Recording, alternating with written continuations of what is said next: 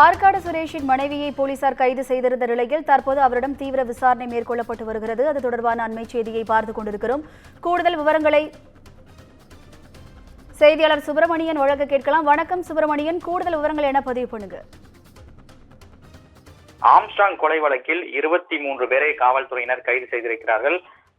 இந்த கொலை வழக்கில் ஆற்காடு சுரேஷுடைய மனைவிக்கு தொடர்பு இருப்பதாக சந்தேகம் எழுந்திருக்கிறது. அதன் அடிப்படையில் அவரை பிடித்து போலீசார் விசாரணை நடத்தி வருகின்றனர். கணவர் கொலைக்கு பழி வாங்குவதற்காக மைத்துனர் பொன்னை பாலுடன் சேர்ந்து ஆம்ஸ்ட்ராங்கை கொலை செய்தாரா என சந்தேகம் எழுந்திருக்கிறது. அதன் அடிப்படையில் காவல்துறையினர் விசாரணை மேற்கொண்டு வருகிறார்கள். குறிப்பாக ஆற்காடு சுரேஷுடைய நினைவு தினம் நேற்று நடந்திருக்கிறது. இதனால் பொன்னை கிராமத்திற்கு ஆற்காடு சுரேஷுடைய மனைவி அங்கு வருவார் என்று காவல்துறை காத்திருந்தனர். ஆனால் வரவில்லை. ஆனால் ஆந்திராவில் இருக்கக்கூடிய ஒரு உறவினர் வீட்டில் தங்கியிருந்தும் விசாரணை தெரிய வந்தது.